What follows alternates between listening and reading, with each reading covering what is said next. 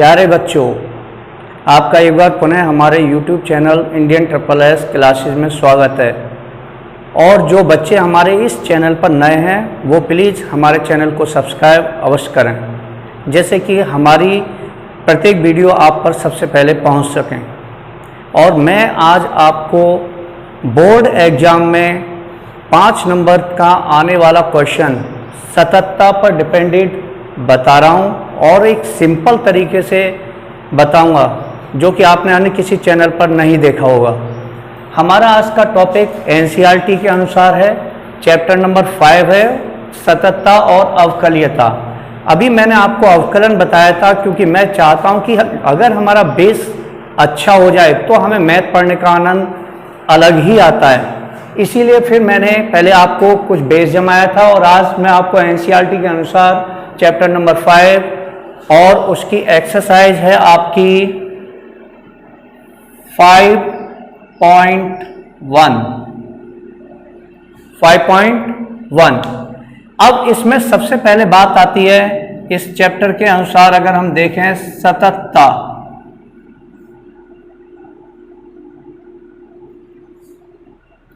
सततता क्या है? अब आपसे किसी ने पूछा बेटा कि सततता क्या है, तो आप घबरा जाते हो, पता नहीं सततता क्या चीज है। तो आज मैं एक आपको बेहतरीन एग्जाम्पल देके सततता के बारे में बताता हूं। इसे हम इंग्लिश में बोलते हैं कंटिन्यूटी। तो कंटिन्यूटी के बारे में यानी सततता के बारे में जानने के लिए हम लोग सबसे पहले क्या करते हैं, एक आपको बेहतरीन एग्जाम्पल देता हूं। और वो एग्जाम्पल क्या है बेटा कि हम अलीगढ़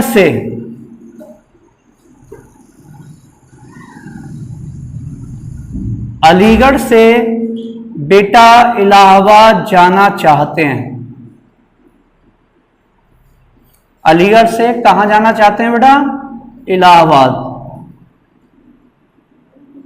तो अलीगढ़ से हम इलाहाबाद जाना चाहते हैं और हमने इलाहाबाद जाने के लिए सीमांचल एक्सप्रेस में रिजर्वेशन कराया। तो हमने एक्सप्रेस गाड़ी में जब रिजर्वेशन कराया, हमें अलीगढ़ से इलाहाबाद जाना है। तो भाई हम जब अलीगढ़ से इलाहाबाद जाएंगे, इलाहाबाद पहुंचेंगे, तो किसी ने अगर हमसे पूछ लिया कि आपकी यात्रा बताओ भाई सतत है या सतत नहीं है, तो हम घबरा जाएंगे और बताएंगे भाई क्या है क्या नहीं है। तो उसी के बारे में आपको एक सिंपल एग्जाम्पल देता हूं। जब अलीगढ़ से इलाहाबाद जाते हैं तो इसके बीच में कई सारे स्टेशन पड़ते हैं। एक स्टेशन पड़ता है टूंडला, फिर एक स्टेशन पड़ेगा बेटा बीच में कानपुर। ऐसे करके कई सारे स्टेशन पड़ जाते हैं। सपोज करो अगर हम टूंडला पर हैं, कहां पर हैं बेटे इस समय? टूंडला पर। तो टूंडला पर हैं तो किसी ने हमसे पूछा भाई जब आप टूंडला पर थे तो आप बताइए सतत थे या असतत थे। तो आप ये बताइए टूंडला से पहले आप इसी ट्रेन में बैठे थे और टूंडला से जब आगे जाओगे तब भी आप इसी ट्रेन में बैठे थे इलाहाबाद पहुंचने में। तो इसका मतलब क्या है? ट्रेन वही है, यानी हमारी जो मूवमेंट है वो सतत के रूप में जा रही है। अब सपोज करो कि भाई किसी ने हमसे पूछा कि कानपुर पे जब आप पहुंचे तो आपकी यात्रा सतत थी या असतत थी। तो उस कंडीशन में आप बताइए कानपुर से जब आप पहले थे तो आप कौन सी ट्रेन में बैठे थे? उसी ट्रेन में बैठे थे। कानपुर से जब आगे जा रहे हो तब भी आप उसी ट्रेन में बैठे हो। तो इसका मतलब क्या हुआ कि बेटा आपकी अब भी यात्रा कैसी है? सतत है। अब आप सीधा अलीगढ़ से कहां पहुंच गए? इलाहाबाद। तो इसका मतलब हमारी अलीगढ़ से इलाहाबाद जर्नी में सीमांचल एक्सप्रेस यानी ट्रेन एक ही है। तो वो हमारी सततता का उदाहरण है। अब बात आती है, किसी ने पूछा भाई कि असतत फलन क्या होगा? तो असतत के लिए क्या है बेटा? असतत के लिए क्या है कि हमने सपोज करो कि हमने अपनी यात्रा बरेली से स्टार्ट की। बरेली से स्टार्ट की तो बरेली से स्टार्ट करते हुए हमने सबसे पहले देखा बीच में स्टेशन आता है एक चंदोशी स्टेशन आ गया। फिर बेटे उसके बाद में अलीगढ़ आ गया माना। अलीगढ़ आने पे ये एक ट्रेन थी जिसका नाम होता है बेटा बरेली पैसेंजर। क्या नाम है इस ट्रेन का? Bareilly passenger train. अगर ये ट्रेन बरेली पैसेंजर है जो कि अलीगढ़ पे आके स्टॉप हो जाती है, अब अलीगढ़ पे आने के बाद में हमने दूसरी ट्रेन को पकड़ा और फिर उस ट्रेन के द्वारा हमें कहां पहुंचना है बेटा, इलाहाबाद पहुंचना है।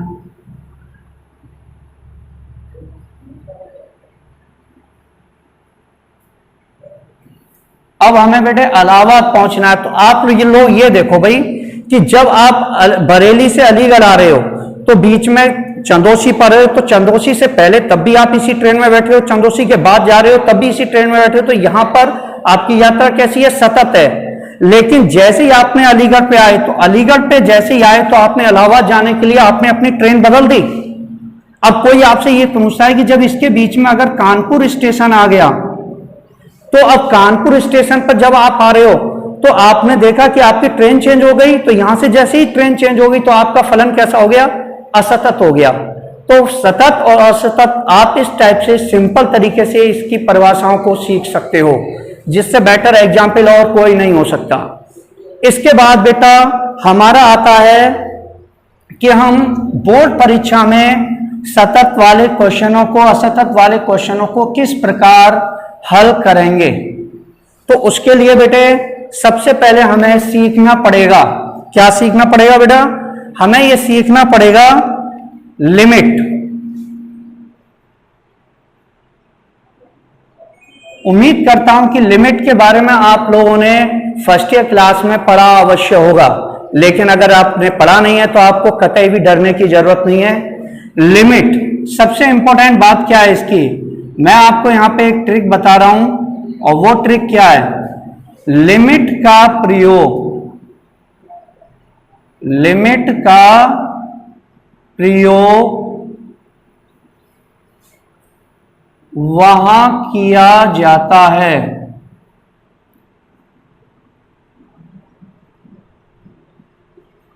जहां 0/0 का रूप ना बने, 0/0 का रूप ना बने। इससे आप समझ जाएंगे और आपको लिमिट में प्रॉब्लम नहीं आएगी। इसका मतलब है कि अगर 0/0 बनना है तो बेटे ये हमारा दुश्मन होगा। क्या होगा बेटा, ये दुश्मन, यानी हम लिमिट प्रयोग नहीं करेंगे, हमें प्रश्न को आगे बढ़ाना पड़ेगा। और यदि बेटा 0/1 बन जाए, 1/0 बन जाए या कोई भी संख्या बट्टे कोई भी संख्या बन जाए, ये सभी हमारे दोस्त हैं। क्या है बेटा, ये हमारे दोस्त, यानी कि इस रूप में हम लिमिट का प्रयोग कर सकते हैं, लेकिन दुश्मन जैसे ही आएगा तो हम लिमिट का प्रयोग नहीं कर पाएंगे। ये लिमिट के लिए। अब बात आती है फलन की सततता, फलन की सततता। तो बेटे फलन की सततता के लिए मैं आपको बता दूं, दो लिमिट होती हैं, एक होती है बेटे राइट हैंड लिमिट और एक होती है बेटे left hand limit. Right hand limit और left hand limit. Right hand limit में बेटे हम कोई भी अगर x की जो वैल्यू दे रखी हो उसमें हम h एक अपनी तरफ से वैल्यू जोड़ देते हैं, ये इसका मतलब है x से आगे कोई पद। तो बेटे जब x की जगह हम x+h लगाएंगे और h की लिमिट क्या लेंगे हम 0। और लेफ्ट हैंड लिमिट में हम क्या करेंगे बेटे, लेफ्ट हैंड लिमिट में x के स्थान पे बेटे x-h लगा देंगे और जो h की लिमिट होगी वो क्या होगी बेटे 0। यदि ये इसका बेटा मेन पॉइंट है, समझना बहुत जरूरी है, यदि राइट हैंड लिमिट और लेफ्ट हैंड लिमिट ये दोनों बराबर हैं, राइट हैंड लिमिट और लेफ्ट हैंड लिमिट दोनों बराबर हैं, तो फलन कैसा होगा बेटा, तो फलन सतत है, तो फलन सतत है। और बेटे कुछ कभी फंक्शन ऐसे भी होते हैं कि राइट हैंड लिमिट और लेफ्ट हैंड लिमिट है और उसमें कभी कभी बेटे हमें फलन का मान भी दिया होता है, फलन का मान। तो बेटे ये भी आगे बराबर आना चाहिए, यानी कि राइट हैंड लिमिट बराबर लेफ्ट हैंड लिमिट होनी चाहिए और वो फलन का मान दिया हो तो वो भी बराबर आना। तो फलन हमारा क्या कहलाएगा बेटे, सतत। क्या कहलाएगा, सतत। तो बेटे इसमें बड़ा सिंपल तरीके से आप सीख सकते हो। सबसे पहले बात आती है लिमिट। लिमिट में क्या ट्रिक मैंने आपको बताई है। लिमिट का प्रयोग कहाँ किया जाता है, जहां बेटा 0/0 का रूप ना बने। तो 0/0 बनना है तो सवाल आपको आगे बढ़ाना है और ये हमारा दुश्मन होता है और इससे बचना है आपको। 0/1 बने, 1/0 बने, ये सभी हमारे दोस्त होंगे, यानी आप वहां पर आपको आपका आंसर दिखाई दे सकता है।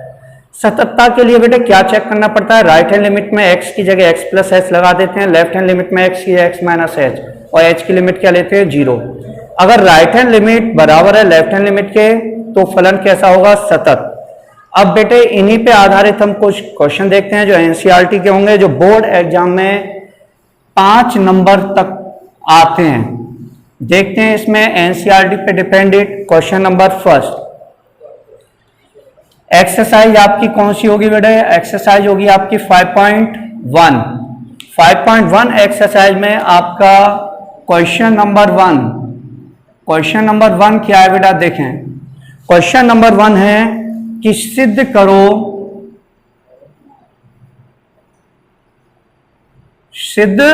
करो कि f(x) बराबर 5x माइनस 3, ये एक फलन दिया है बेटा है।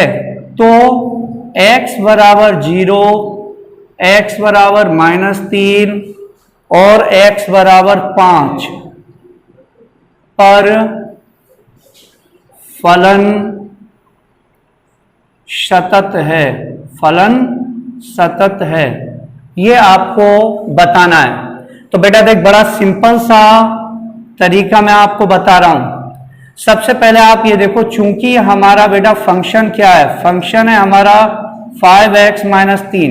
अब इस एक सवाल में 3 सवाल हैं, x वाला 0 पे भी चेक करना है, -3 पे भी और 5 पे भी। तो बेटे सबसे पहले हम x वाला 0 पर, सही है, तो x बराबर 0 पर, यानी कि x की वैल्यू कितनी है आपकी 0। तो x वाला 0 पर चेक करते हैं, राइट हैंड लिमिट निकालेंगे सबसे पहले। तो राइट हैंड लिमिट में x के स्थान पे बेटे हम क्या लगाते हैं, x प्लस h। तो x की वैल्यू कितनी है बेटे 0 है, तो कितना हो जाएगा 0 प्लस h। अब बेटे यहाँ पे बराबर लगाएंगे और यहाँ पे लिखेंगे बेटे limit h goes to 0, h goes to 0। अब ये x का जो मान है अब वो हमारा 0 से बड़ा हो गया है, तो 0 से बड़ा हो गया तो ये अपने फंक्शन में लगा देंगे आप यहाँ पे। तो बेटे ये आएगा आपका 5 0 प्लस h और माइनस का 3। अब बेटे इसके नीचे कुछ भी नहीं है तो बट्टे 1। तो अब बताइए आप, अगर हम यहाँ पे सॉल्यूशन करें तो कोई दिक्कत नहीं है आपको। आप यहाँ देखें कि अगर हम h की वैल्यू अगर 0 लगा दें तो ये 0/0 नहीं बनेगा।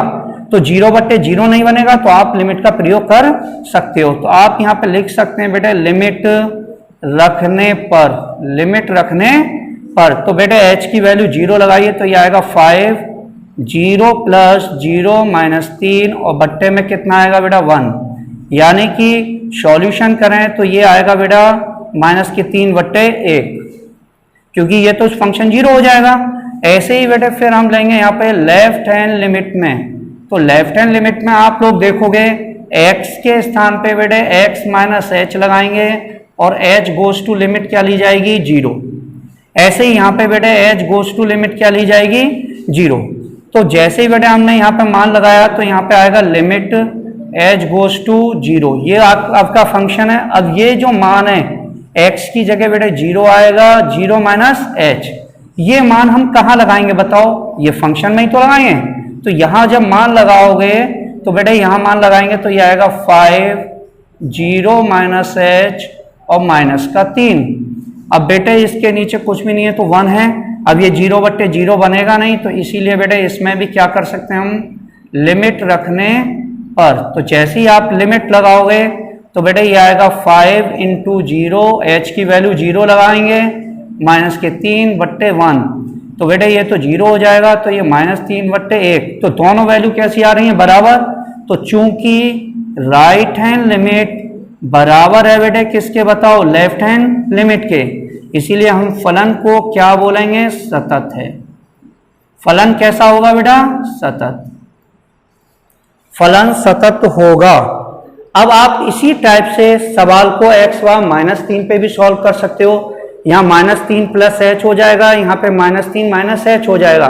इजीली कर सकते हैं। उम्मीद करता हूं समझ में आया होगा। अब सपोज करो कि हमें बेटे ये क्वेश्चन नंबर x वाला सपोज करो कि हमें 5 पर ही इसको सॉल्व करना है।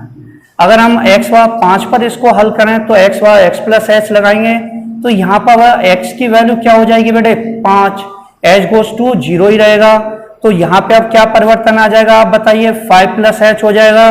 ऐसे ही बेटे फिर यहाँ पे आएगा बेटे ये 5 प्लस 0, h की वैल्यू 0 लगा देंगे। अब ये कितना परिवर्तन आएगा बताइए बेटा, 25 माइनस के 3/1 तो कितना आ जाएगा बेटा, 25 में 3 घटाएंगे तो बेटा 22/1। ऐसे ही लेफ्ट हैंड लिमिट में लेंगे तो x ही है बेटे, x माइनस एच लगाते हैं तो x के स्थान पे बेटा अब कितना है, x का मान अब बेटा 5 है तो हमने यहाँ 5 माइनस एच कर दिया, h की लिमिट 0 ही लेंगे। अब यहाँ पे क्या परिवर्तन आएगा बताओ बेटा, यहाँ 5 आ जाएगा 5 माइनस एच, फिर यहाँ पे बेटा 5 ही रहेगा। जब लिमिट h की 0 लगाएंगे h का मान 0 ही लगाना है। अब ये कितना हो गया बेटा यहाँ पे बताओ, 25 हो जाएगा माइनस के 3/1 तो ये कितना आ जाएगा 22। तो दोनों वैल्यू बेटे बराबर आ रही हैं तो फलन अब भी क्या होगा, सतत ही होगा। ऐसे ही x माइनस 3 पे आप कर सकते हो, बड़ा सिंपल तरीका है। एक बार x प्लस एच लगाइए राइट हैंड लिमिट में, लेफ्ट हैंड लिमिट में x माइनस एच। अब इस पर आधारित अब हम नेक्स्ट क्वेश्चन देखते हैं। इसमें एक ही सवाल से आप इसकी पूरी एक्सरसाइज को हल कर सकते हो। अब इसमें क्वेश्चन नेक्स्ट आता है क्वेश्चन नंबर 2। क्वेश्चन नंबर 2 क्या कहता है, जांच करो कि फलन f(x) = 2x² माइनस 1 x बराबर 3 पर सतत है या नहीं, सतत है या नहीं। तो क्वेश्चन ये पहले जैसे ही होते हैं बेटे, एक ही सवाल से आप लोग सारे क्वेश्चन कर सकते हो। जब आपको इसको आंसर दोगे तो सबसे पहले ये देखो बेटे इसमें फंक्शन क्या है आपका, हमारी जो ट्रेन है उस ट्रेन का नाम है 2x² माइनस 1। अब हमें x बराबर इसे 3 पर सॉल्व करना है तो x बराबर 3 पे सॉल्व करेंगे तो सबसे पहले बेटे राइट हैंड लिमिट में, तो राइट हैंड लिमिट में करेंगे तो हम क्या करते हैं बताओ, x बराबर बेटा x प्लस एच लगाते हैं और h गोज टू क्या लेते हैं 0। तो x की वैल्यू अब कितनी है बेटे 3 है तो ये कितना आएगा बताओ, 3 प्लस एच हो जाएगा, h गोज टू 0। अब ये मान आप जो मान आपने चेंज किया है, अब ये जो वैल्यू है ये आप अपने फंक्शन में लगाओ तो 2 और ये 3 प्लस एच का होल स्क्वायर माइनस के 1। अब इसके नीचे बेटे कुछ भी नहीं है तो 1। अब ये 0/0 नहीं बन सकता है, इसीलिए आप सीधा यहां पर लिख सकते हो बेटे लिमिट रखने पर, यानी h का मान 0 लगा दो तो कितना आएगा बेटा, ये 2 और 3 प्लस 0 का स्क्वायर माइनस के 1 और बट्टे बेटा 1। तो अब बताइए बेटा ये 2 और ये 3 का स्क्वायर कितना हो जाएगा 9 माइनस का 1 और बट्टे में 1। तो अब ये कितना आएगा बेटा 2 निम्मा 18, 18 माइनस 1 बट्टे 1 तो कितना आ गया बेटा 17। ये आ गई आपकी राइट हैंड लिमिट की वैल्यू। ऐसे ही आप इसमें लेफ्ट हैंड लिमिट में, तो लेफ्ट हैंड लिमिट में आप क्या करेंगे बेटे, x के स्थान पे x माइनस एच लगा देंगे और h गोज टू कितना लेंगे 0। x की वैल्यू कितनी ले आए बेटा, x की वैल्यू हमें दे रखी है कितनी है 3, तो 3 माइनस एच हो जाएगा। अब आप इसको अपने फलन में रख दीजिए तो लिमिट h गोज टू 0। तो ये मान आप अपने इस फंक्शन में लगाएंगे तो कितना आएगा बेटे 2 3 माइनस एच का स्क्वायर माइनस 1 बट्टे 1। तो बेटा अब इसमें हमने देखा ये 0/0 नहीं बन सकता क्योंकि नीचे तो 0 आ ही नहीं सकता है, इसीलिए बेटा यहाँ पे लिमिट रखने पर, लिमिट रखने पर यानी h की वैल्यू 0 लगा दो तो कितना आएगा बेटा, ये 2 इंटू 3 माइनस 0 का स्क्वायर माइनस 1 और बट्टे में 1। अब आप बताओ बेटा 2 तो है ही है, 3 का स्क्वायर वही 9 हो गया माइनस के 1 बट्टे 1 तो कितना आएगा 2 निम्मा 18 माइनस का 1 बट्टे 1 यानी बेटे ये आ जाएगा 17। तो आप बताओ राइट हैंड लिमिट का मान भी 17 है, लेफ्ट हैंड लिमिट का मान भी 17 है, तो दोनों वैल्यू कैसी आ रही है बराबर। तो चूंकि राइट हैंड लिमिट बराबर है बेटा लेफ्ट हैंड लिमिट के, इसीलिए हम कहेंगे फलन x बराबर 3 पर कैसा है बेटा, सतत है। मैं अपने अगले वीडियो में आपको और भी एनसीईआरटी पर इंपॉर्टेंट क्वेश्चन बताएंगे। मिलते हैं आपको अगले वीडियो में। Thank you.